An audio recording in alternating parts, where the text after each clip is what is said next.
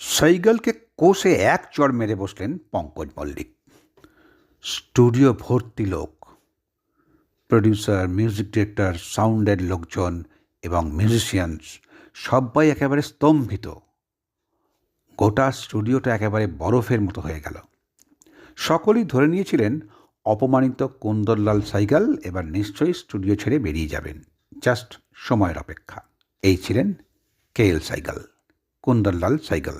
1904 সালের 11ই এপ্রিল তার জন্ম হয় এবং 1947 সালের 18ই জানুয়ারি যিনি আমাদের ছেড়ে চলে গিয়েছিলেন, যাকে সংক্ষেপে সকলে ডাকেন কেএল সাইগাল নামে।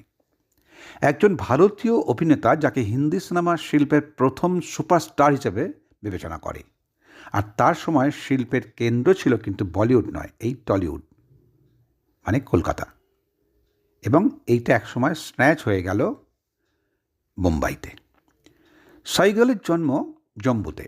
মাত্র 10 বছর বয়স থেকেই রামলীলায় অংশ নিতেন তিনি। সীতার চরিত্রে গাইতেন, অভিনয় তো করতেনই। গায়ক কাম তারকা হওয়ার লক্ষণ সেই ছোটবেলা থেকেই। তাকে নিয়ে চমৎকার একটা বই লিখেছেন Fran Neville, KL Saigal the definitive biography. অবশ্যই বন্ধু এই বইটা তুমি পড়বে। কোনো বাঁধা ধরা তালিম ছাড়াই গত শতকের 30-এর দশকের মাঝামাঝি থেকে অসম্ভব জনপ্রিয় ছিলেন এই গায়ক এবং একই সঙ্গে নায়কও হয়ে উঠেছিলেন তিনি। ভাবতে পারো, 36টা ছবিতে সেই সময় অভিনয় করেছেন এবং রেকর্ড করা গানের সংখ্যা 185টা। আর বন্ধু পঙ্কজ মল্লিকের সঙ্গে তার হৃদ্যতা এতটাই যে সমস্ত কাজ শুধুমাত্র একবার পঙ্কজ মল্লিকের ডাক পেলেই বাতিল করে দিয়ে তিনি চলে আসতেন পঙ্কজ মল্লিকের কাছে।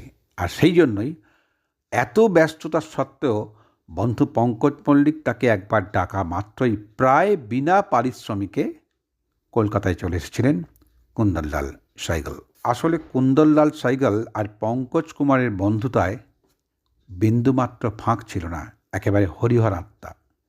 রেমিংটন কোম্পানির চাকুরের পাঞ্জাবি যুবক কুন্দরলাল যখন অফিসে ছুটি নিয়ে শুধু গানের নেশায় কলকাতায় চলে আসেন, সম্পর্কের গাঁটচূড়াটা কিন্তু তখন থেকেই বাঁধা হলো। কিন্তু কথা হলো, এর পরের মুহূর্তে কি দেখলেন তারা? প্রিয় বন্ধু, আমি তোমার সুতাপন, আর আমার পডকাস্টে তুমি শুনছো কথায় কথায়। আজ শুধুমাত্র তোমাকেই শোনাবো কুন্দরলাল সাইগালকে পঙ্কজ মল্লিক এক ঘর ভর্তি লোকের সামনে আচমকা সপাটে এক চড় মেরে বসলেন কেন। তাহলে সঙ্গে থাকো, আমি শুরু করছি। NT1 স্টুডিও বা নিউ থিয়েটার্সের প্রযোজনায় মাই সিস্টার ছবির কাজ চলছে। ইয়ে কতিবে তকদির মুঝে ইতনা বাতা দে গানটা রেকর্ড করতে গিয়ে কিছুতেই সুরে সুর লাগাতে পারছেন না যে সে মানুষ নন, স্বয়ং কেএল সাইগাল। এমনকি গানের কথাটাও ভুলে যাচ্ছেন। আর সঙ্গীত পরিচালক পঙ্কজ মল্লিক সমেত স্টুডিও ভর্তি লোক সকলেই ততক্ষণে বুঝে গেছেন যে আর কিছু নয় বা অন্য কোনো কারণ নয়, আপাতমস্তক মদ্যপানের জেরেই কেএল সাইগালের এই বিপত্তি। ওর তখন বদ্ধমূল ধারণা, মদ না খেলে বুঝি গান তিনি গাইতে পারবেন না। আর সেই দিনও যথারীতি নেশায় একেবারে চুর, ব্যাস সব ভণ্ডুল হয়ে যাবার জোগাড়। এবং এই পরিস্থিতিতে ব্যাপারটাকে সামলে নিয়ে কাজটা ওত্রানোর জন্য পঙ্কজ কুমার মল্লিক বহুবার চেষ্টা করে যাচ্ছেন, কিন্তু তার সব চেষ্টাই ব্যর্থ হয়ে যাচ্ছে। এমনকি টানা গান বা টানা লাইনের থেকেও শুধু গান নয়, লাইনটাকে টুকরো টুকরো করে ভেঙেও রেকর্ড করতে চাইছিলেন, কিন্তু তাতেও সামাল দিতে না পেরে মেজাজ হারিয়ে ফেললেন পঙ্কজ কুমার মল্লিক। আর তারপরেই সাইগালকে সপাটে এক চড় মারলেন। এরপর কি হলো জানো? আর তাতেই সম্বিত ফিরল সাইগালের। অল্প কিছুক্ষণ থমকে ছিলেন তিনি, তারপর নেশাটাশা সব উধাও হয়ে গেল। তারপরই বন্ধু পঙ্কজ মল্লিককে বুকে জড়িয়ে একেবারে হাউ হাউ করে কেঁদে উঠলেন। এরপরই হলো টেক, এবং এক টেকেই পুরোটাই নির্ভুলভাবে গোটা গানটা রেকর্ড হলো। আর সেই গান যে কতটা দরদঢালা গান পাগল মানুষের কারোরই অজানা নয়। অবশ্যই বন্ধু, এই গানটা তুমি শুনবে ইউটিউবে। এই তো গেল ঘটনাটা, কিন্তু এর পেছনে কী ছিল? এই মূল ঘটনার পেছনে যে ঘটনাটা রয়েছে তা কিন্তু আরও বেশি চমকপ্রদ। গানের সুর করার সময় পঙ্কজ কুমার প্রথমে ভেবেছিলেন যে গানটা তিনি নিজেই গাইবেন, কিন্তু সঙ্গে সঙ্গে সাইগালের কথা মনে পড়ে গেল এবং তার মনে হলো যে ও গানটা আমার থেকে অনেক ভালো গাইবে। প্রযোজক তো রাজি, কিন্তু সেই সময় কেএল সাইগালের যা নাম ডাক, তাকে নেওয়ার দুটো সমস্যা, একটা হচ্ছে বিস্তর খরচ আর দ্বিতীয়টা হচ্ছে বিরাট হ্যাপা। তো এত টাকা কি করে দেওয়া হবে? পঙ্কজ যেহেতু অভিন্ন হৃদয় বন্ধু, হ্যাপাটা নিজে সামলে নেবেন, কিন্তু এত টাকা কী করে দেওয়া হবে? তার উপরে আবার নিউ থিয়েটার্সের আর্থিক অবস্থা তখন খুবই খারাপ। উপরন্তু আজ বাদে কাল রেকর্ডিং, সাইগলের টানা ব্যস্ত টাইট শিডিউল এই কাজটা সব থেকে বেশি বড় বাধা হয়ে দাঁড়াতে পারে। অথচ বন্ধু পঙ্কজ মল্লিকের সঙ্গে তার হৃদ্যতার জন্যই সমস্ত কাজ বাতিল করে দিয়ে বন্ধুর এক ডাকে প্রায় বিনা পারিশ্রমিকে গাইতে কলকাতায় চলে এসেছিলেন কুন্দনলাল সাইগল। এবার আরেকটু পিছিয়ে যাই। সাইগল তো সোজা চলে গিয়েছিলেন রেডিওর স্টেশনে। ঘটনাচক্রে সেখানেই প্রথম আলাপ হয় তার সঙ্গে পঙ্কজ মল্লিকের।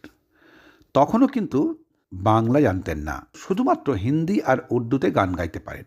প্রোগ্রাম ডিরেক্টর নৃপেন মজুমদারের নির্দেশে তার অডিশন নিলেন পঙ্কজ মল্লিক। ওর গলা শুনে এতটাই অভিভূত হয়ে পড়লেন যে তিনি পাশের ঘর থেকে সঙ্গে সঙ্গে নৃপেনবাবু আর রায়চাঁদ বড়ালকে ডেকে নিলেন। সেদিনই আকাশবাণী কলকাতার রেডিও স্টেশনের লাইভ অনুষ্ঠানে মাইক্রোফোনের সামনে দাঁড় করিয়ে দেওয়া হলো সাইগলকে।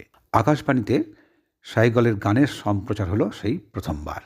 পঙ্কজ মল্লিকের সঙ্গে তার সম্পর্কেরও শুরু হয়ে গেল সেই দিনেই। এরপর তো সাইগলের জীবনের বহু সফল গানের সঙ্গে জড়িয়ে রয়েছেন পঙ্কজ মল্লিক। এমনকি তাকে রবীন্দ্রসঙ্গীত গাওয়ানোর পেছনেও এই চ্যালেঞ্জটা তিনি নিয়েছিলেন। সাইগলকে প্রথম রবীন্দ্রনাথের গান শেখালেন প্রথম যুগের উদয় দিগঙ্গনে এবং এরপরে আরও অনেক। শুরুর দিকে গায়ক বাধ্য ছাত্রের মতো চোখ বুজে একেবারে হুবহু নকল করে যেতেন তার বন্ধু শিক্ষকের গাওয়াটাকে। সাইগল তখন এতটাই রবীন্দ্রসঙ্গীতে এরপর আচ্ছন্ন হয়ে পড়লেন যে একদিন পঙ্কজ কুমারকে বাইকে বসিয়ে মধ্য কলকাতার রাস্তায় এ মাথা থেকে ও মাথা গান গাইতে গাইতে বাইক চালাতেন। একদিন ঘটল কি, মাঝপথে বাইক থেকে মাটিতে লুটিয়ে পড়েছেন পিছনে বসা শিক্ষক পঙ্কজ কুমার মল্লিক। গানের নেশায় মগ্ন ছাত্রের হুঁশি হয়নি যে পেছনে যাকে নিয়েছিলাম সে গাড়িতে আছে কি না। অনেকটা দূর যাওয়ার পর বুঝতে পারল বন্ধু আমার পেছনে নেই, যথারীতি রাস্তায়। এরপর আরেকটা ঘটনা বলি। জীবন মরণ ছবির সময় সাইগলকে দিয়ে দুটো রবীন্দ্রসঙ্গীত গাওয়াবেন ঠিক করলেন। একটা হলো আমি তোমায় যত, আর তোমার বিনায় গান ছিল। রবীন্দ্রনাথের অনুমতি আগেই নেওয়া ছিল, কিন্তু এই অবাঙালির সাইগলের গলায় রবীন্দ্রসঙ্গীতটাও আবার দুটো গান।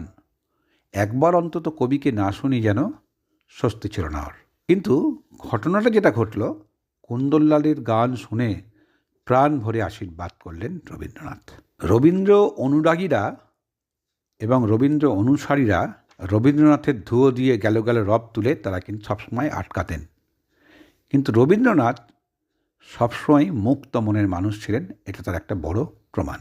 বন্ধু, এবার নিশ্চয়ই বুঝতে পারছো যে কেএল সাইগল বা কুন্দনলাল সাইগলের সঙ্গে তার সম্পর্কটা কেন অটুট ছিল এবং কেন চড় মেরেছিলেন সকলের সামনে।